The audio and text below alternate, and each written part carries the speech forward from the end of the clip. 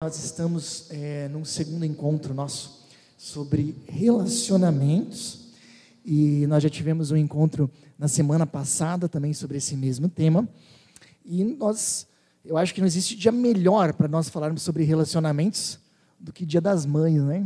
Eu não sei como é que foi hoje o dia para vocês, mas hoje para mim foi o dia de conhecer a mãe de todo mundo pelo Instagram, né? Você vai vindo nos stories ali, essa aqui é a mãe, olha só, Aparecida, hein? Olha só. É bem interessante esse Dia das Mães, é um dia muito especial e um dia também que a gente pode comemorar, lembrar juntos. E hoje a gente vai falar de algo muito importante, que é família, relacionamentos, pensando especialmente nos nossos relacionamentos familiares. Acho que eu queria comentar com vocês, então, Leandro Carnal, historiador brasileiro, muitos conhecem, ele tem uma observação muito interessante, veja se isso não tem lógica. Ele fala que se a gente fosse caracterizar a nossa época de hoje, uma palavra que a gente usaria seria superficialidade. E ele argumenta, e olha só, veja bem, ele diz assim, por exemplo, na área do conhecimento, a gente costuma ter um conhecimento muito superficial dos assuntos. Por quê? Porque a gente aprendeu a adquirir conhecimento com videozinhos curtos. A gente vai lá e vê um Reels sobre paternidade e maternidade, a gente pensa que a gente já sabe tudo, né? A gente vai lá ver um videozinho sobre política, a gente já se torna um crítico político. Assim, a gente aprendeu, com videozinhos curtos, aprender as coisas. Quando foi a última vez, né, que a gente, de repente, leu um livro inteiro sobre um assunto? Ou mais de um livro inteiro sobre um assunto? Você percebe? A característica da nossa época é superficialidade. Ok, mas os relacionamentos também. Se a gente olha, por exemplo, uma pesquisa americana, olha que interessante, mais da metade dos americanos dizem que eles têm 2 ou menos amigos próximos. E 12% falam que não tem nenhum amigo próximo. Uau! Pare e pense nisso. Por quê? Essas pessoas, não é que não tem amigo nenhum. Tem, né? Conhecem centenas de pessoas, milhares. Se for lá no Facebook, tem milhares de amigos. Se for no Instagram, devem ter milhares de seguidores também. São pessoas que talvez convivem com pessoas diariamente, trabalham ali com colegas. Gente que pega elevador com outras pessoas. Então, a gente tem muita gente. Mas o contato com todas essas pessoas é superficial. Amizades profundas está se tornando cada vez mais raridade. Característica da nossa época, superficialidade. Agora, se a gente olha, por exemplo, para as famílias, isso também tem trazido muitos reflexos para as famílias. A gente vê muitos pais que reclamam que não conseguem ter um relacionamento muito profundo com os seus filhos. Não conseguem realmente saber o que está acontecendo, o que eles estão passando, quais são as suas lutas, quais são as suas alegrias. A gente vê muitos filhos que também não conseguem ter um relacionamento muito profundo com seus pais, e isso às vezes é uma dor para os filhos também. E eu vejo e ouço de vez em quando casais que falam que não conseguem ser muito próximos um do outro, e muitas vezes a gente ainda ouve casais dizendo, olha, a gente se sente como colegas de casa, como amigos de casa, mas não realmente como pessoas que têm um relacionamento profundo, porque a característica da nossa época é a superficialidade. Bom, deixa eu dar algumas dicas para vocês. O Leandro Carnal ele ainda fala, o mundo contemporâneo, olha só, ele nos faz ficar ligado permanentemente, mas ao ficar ligado permanentemente, não há chance de perceber as coisas ao meu redor. Veja bem como são as coisas, né? A gente está conectado ao vivo com o mundo.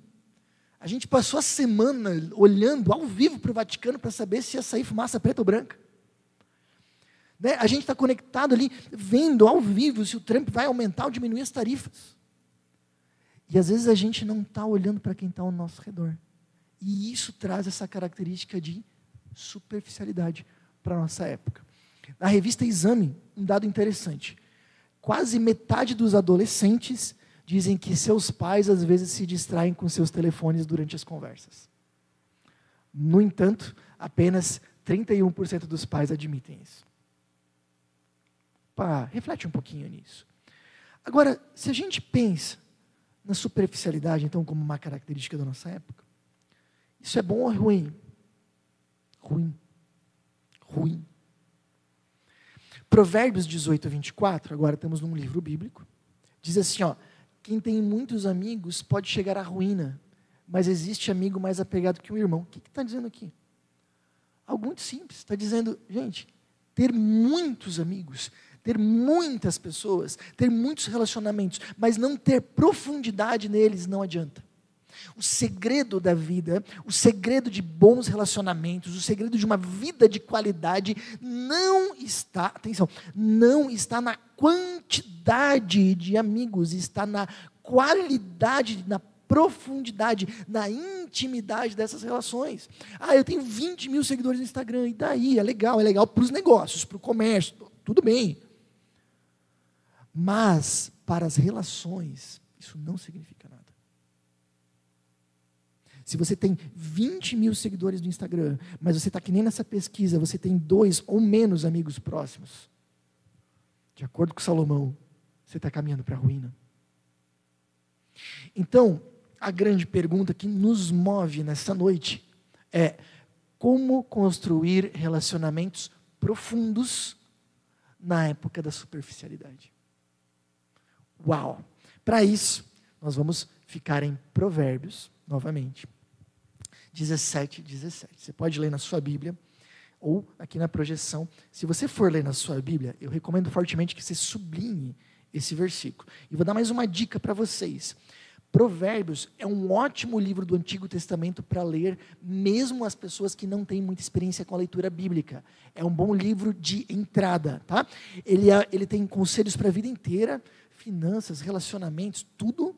E ele tem 31 capítulos no total. Então, se você ler um capítulo por dia, em um mês, você lê um livro bíblico, tá? Então, fica aí a dica, Provérbios, ótima leitura.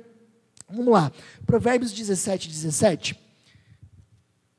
Diz o seguinte: o amigo ama em todos os momentos. É um irmão na adversidade. Vou ler de novo, versículo curtinho, presta bem atenção nos detalhes.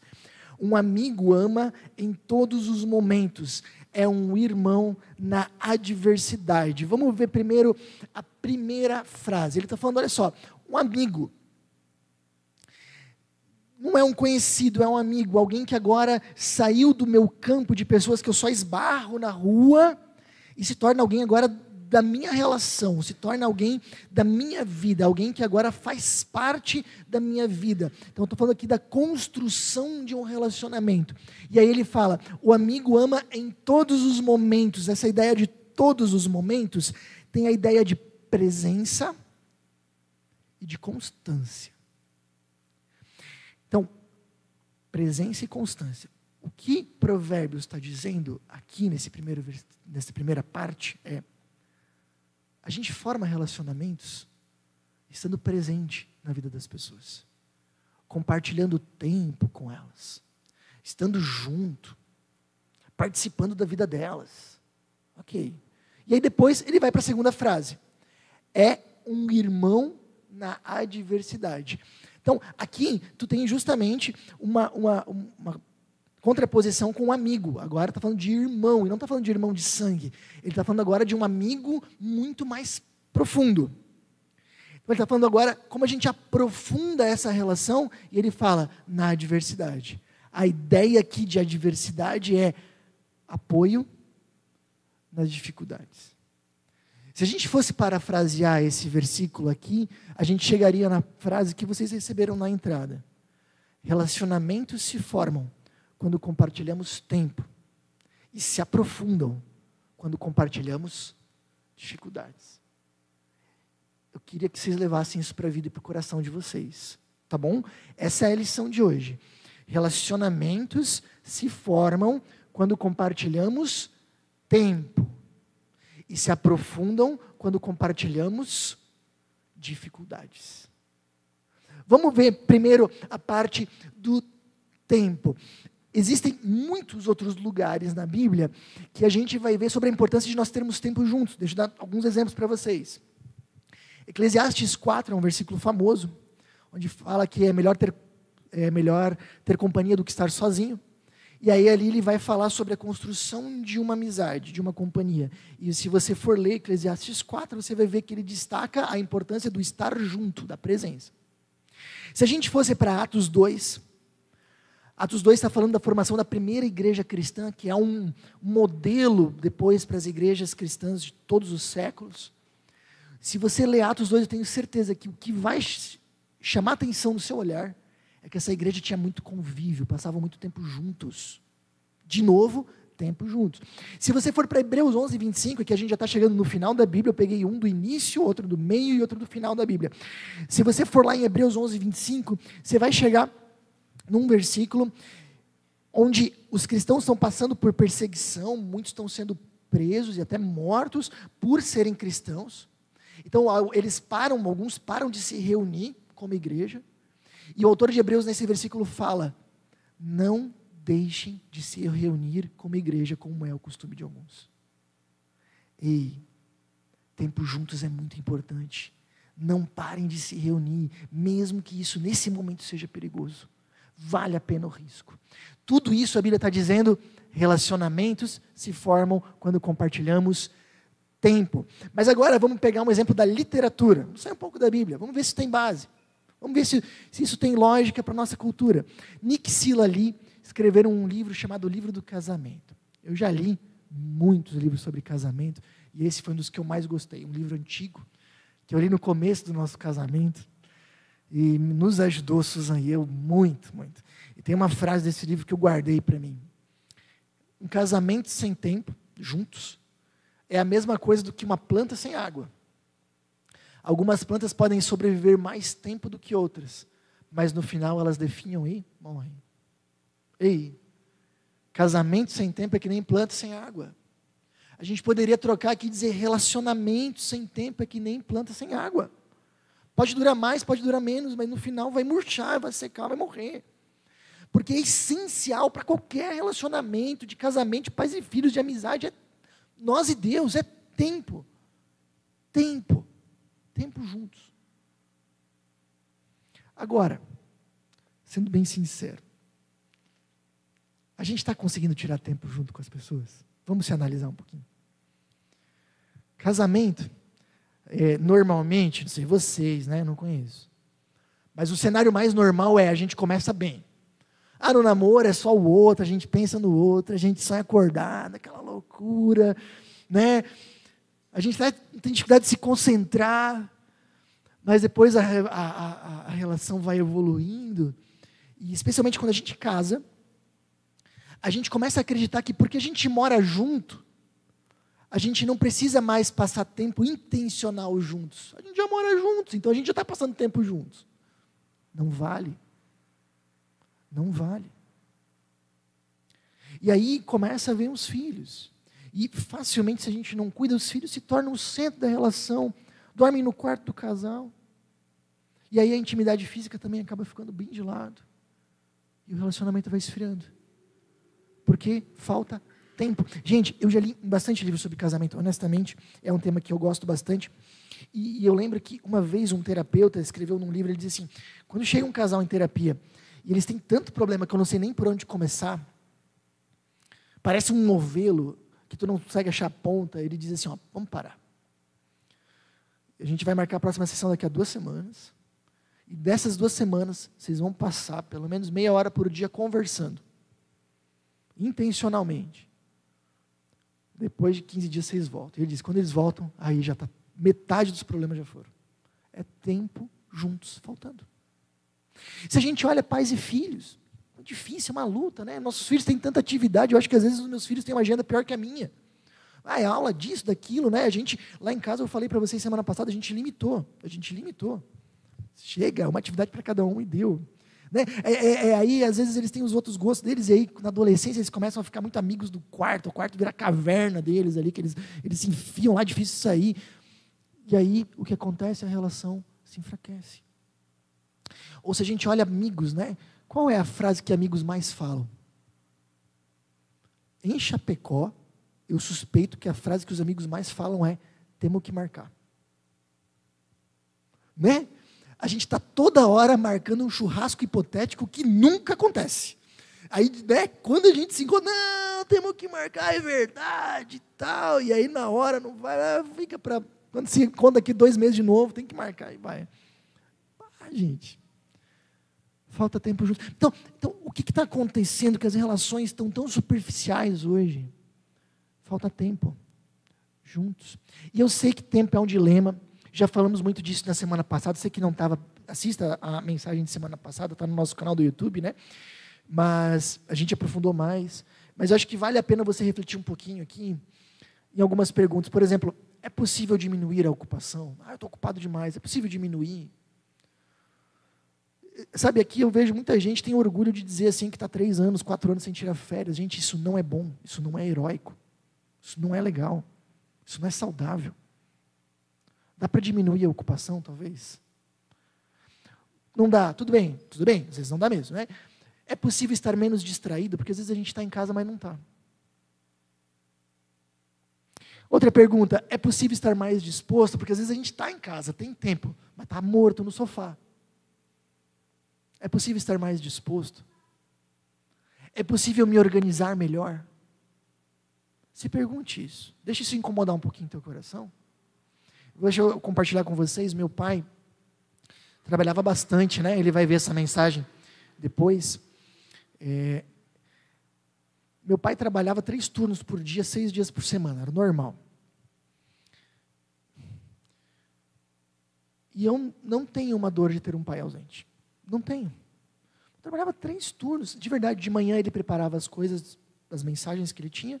Ele era pastor. Mas de manhã eu e meu irmão estávamos na aula. De tarde ele saía porque ele tinha grupos.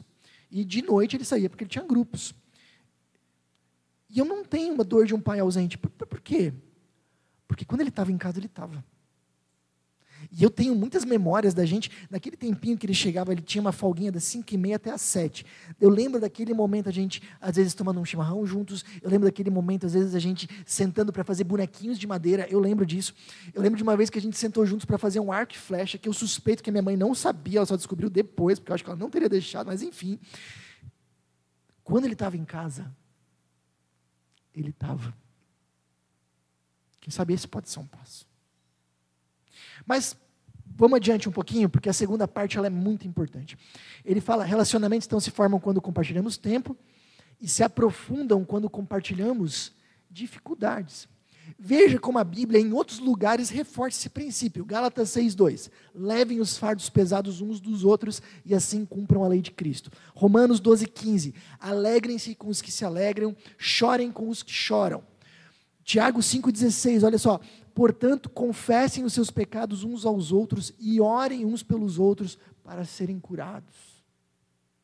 Ei, compartilha as tuas cargas, compartilha as tuas dificuldades. Pegando uma referência da literatura de hoje, a Brené Brown é uma grande escritora, best-seller do The New York Times, escreveu vários livros, o mais famoso é Coragem para Ser Imperfeito. Baita livro, não é um livro cristão, mas um baita livro. E ela diz assim, ó, não há intimidade sem vulnerabilidade. Guarda essa. Se a gente não aprender a compartilhar as nossas dificuldades, as nossas lutas com quem está perto, a gente não vai conseguir ter relacionamentos profundos. Sem vulnerabilidade não há intimidade. Vamos continuar um pouquinho. 2014, foi lançado um filme chamado Hércules, com o Dwayne Johnson, acho que é o nome desse ator, né? Fortão. E eu gosto desses filmes de luta. E eu achei interessante esse filme, porque nesse filme o Hércules não é um semideus, ele é uma pessoa normal, muito forte, mas ele criou uma fama tão grande que as pessoas começaram a acreditar que ele era um semideus.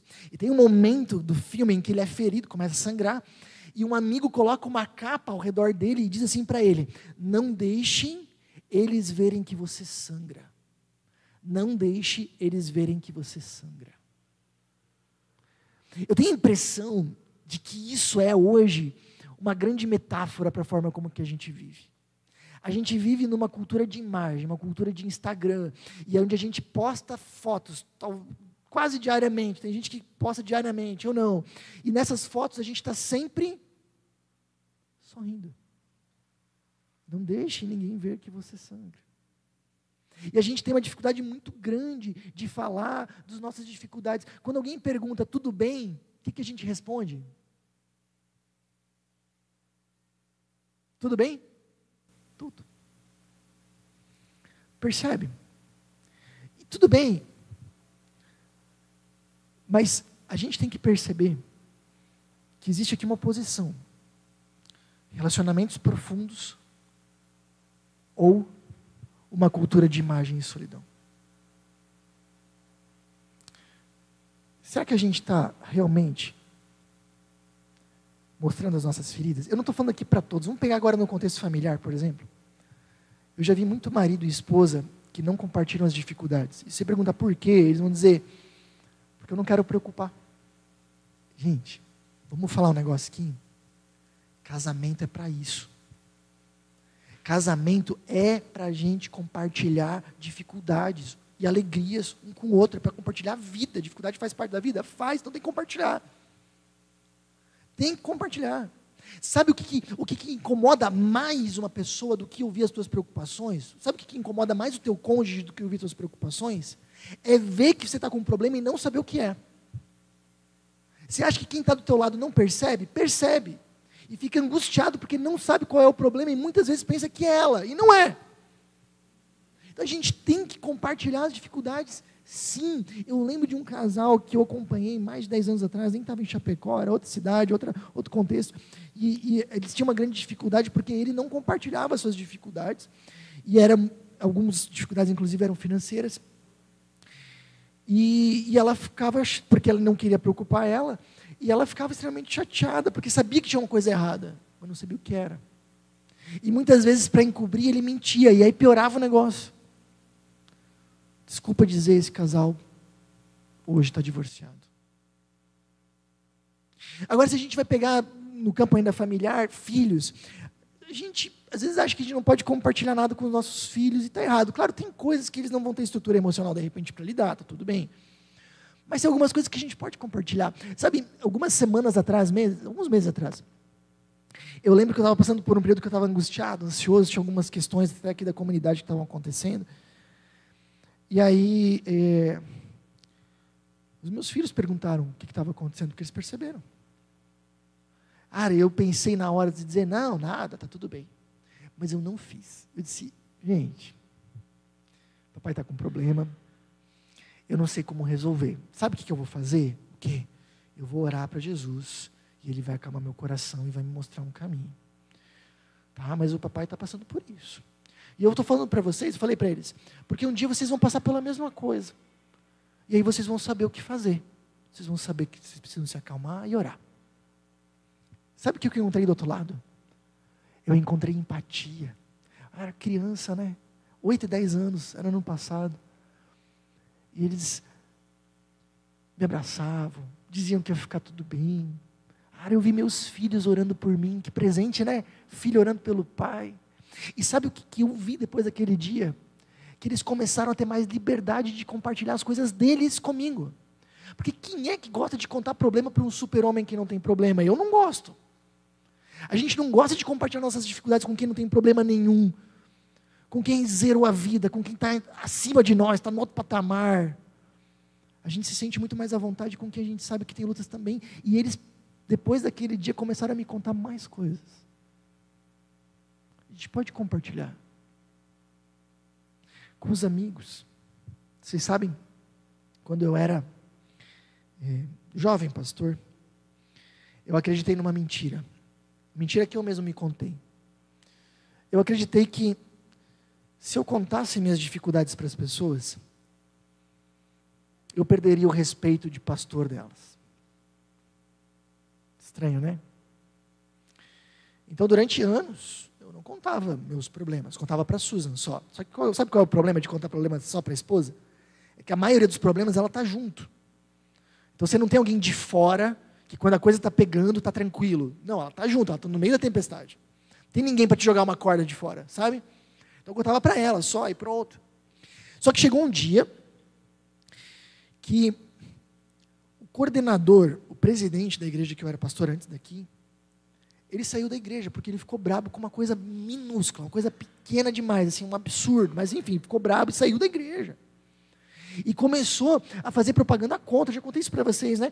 E ele começou a abordar pessoas da igreja e dizer, não vai mais lá não. O que você está fazendo lá? Cara, aquilo me derrubou, era uma pessoa muito próxima, amigo, já tinha ido na nossa casa tantas vezes. Aquele dia eu fiquei tão derrubado, tão brabo, tão chateado, tão triste. E eu lembro que eu saí de casa, fui caminhando até a casa de uns amigos próximos, queridos que a gente tinha. E aí eu toquei a campainha, eles atenderam a porta e disseram, oi Jorge, tudo bem? E acho que foi a primeira vez na vida que eu disse, não está tudo bem, eu preciso que alguém me ouça e ore comigo. Aquilo foi um alívio para a minha vida. E sabe o que aconteceu? Esse casal de amigos acabou se tornando um dos melhores amigos das nossas vidas. Eles se sentiram mais à vontade depois daquele dia de contar problemas para a gente também, e a gente para eles. Então a gente tinha um ao outro quando precisava, e aquela amizade se aprofundou. Por quê? Relacionamentos se formam quando a gente compartilha tempo, e se aprofundam quando nós compartilhamos dificuldades. Lembra disso. Lembra disso. Bom, aí de repente esse momento você está pensando assim, Jorge, mas contar problema para as pessoas é uma enrascada, né? Porque a gente nunca sabe o que as pessoas vão fazer, o que vão falar. Calma, vamos pensar no seguinte. A Brené Brown, ela fala um negócio muito interessante no livro dela. Ela diz assim, certa vez, a minha filha dela, da autora, chegou chorando da escola em casa. Criança pequena, e ela foi lá, atendeu a criança, né? O que está acontecendo? O que deu? E a filha contou para ela que ela tinha um segredo, não era o segredo, mas era um segredinho, uma situação constrangedora e engraçada. E ela contou para uma amiga. E aquela amiga contou para outra amiga, para outra amiga, para outra amiga. No final, mais da metade da sala estava sabendo e rindo dela. E ela falou, mamãe, a bagunça era tão grande que a gente perdeu até umas bolinhas de gude do potinho. Porque a professora, ela tinha esse sistema. Tinha um potinho na sala de aula, e quando as crianças se comportavam, ela colocava bolinhas de gude, quando não se comportavam, tirava, e se o potinho enchia, a professora fazia uma festinha com as crianças. E aí a Brené Brown, ela falou assim, tudo naquele dia dentro de mim, gritava para mim, dizer para ela, então não confia mais nessas crianças. Mas ela disse, não, eu me segurei. E eu perguntei para minha filha, disse, imagina, que com cada pessoa a gente tem um potinho de bolinhas de gude. E quando a gente conta alguma coisa para essa pessoa, e ela não conta para ninguém, ela nos ouve com atenção, ela realmente se coloca no nosso lugar, a gente coloca umas bolinhas. Agora, quando a gente conta alguma coisa para alguém, essa pessoa conta para outra, ou quando a gente conta para alguém, essa pessoa não dá muita bola, não dá atenção, ela nem se coloca no nosso lugar, imagina que tira algumas bolinhas. Daí ela olhou para sua filha e disse, você consegue imaginar algumas amigas suas que conseguiriam encher esse potinho? E aí a menina disse, sim, mãe, eu consegui imaginar algumas amiguinhas que encheriam esse potinho fácil. E ela disse, então, próxima vez é para elas, para essas que você conta. Porque confiança não é uma virtude, confiança é uma conquista. É uma construção. E o que a Bíblia está dizendo é, invista tempo e forme relacionamentos. E você investindo tempo e formando esses relacionamentos, sabe o que vai acontecer? Você vai perceber algumas pessoas na sua vida que vão encher teu potinho. Compartilha tuas dificuldades. Talvez não comece com as piores, comece com as mais brandinhas. Vai testando, mas vai abrindo teu coração aos poucos, porque relacionamentos se formam quando nós compartilhamos tempo. E se aprofundam quando compartilhamos dificuldades. Se você é casado ou casada, não deixe de compartilhar dificuldades com seu marido, com sua esposa. Se você não fizer isso, o relacionamento vai perder em muito. Lembra disso. Tá bom? Então, relacionamentos se formam quando compartilhamos tempo e se aprofundam quando compartilhamos dificuldades. Eu já repeti isso tantas vezes que vocês vão lembrar, eu tenho certeza. E algo que eu queria também comentar com vocês é, voltando na frase do Hércules, não deixem eles verem que você sangra. Deixa eu dizer para vocês, nós não estamos aqui hoje Porque nós queremos ser seguidores de Hércules. E se você quer ser um seguidor de Hércules, você está no lugar errado. A pessoa que nós nos espelhamos e queremos seguir é Jesus. E Jesus vai na contramão, ele diz: este é o cálice da nova aliança no meu sangue, derramado em favor de vocês. Jesus é aquele que diz: eu sangro. Jesus é aquele que no momento mais crucial da sua história, chamou alguns amigos para orar com ele num jardim chamado Getsêmani. Jesus é alguém que nos ensinou a ser vulnerável.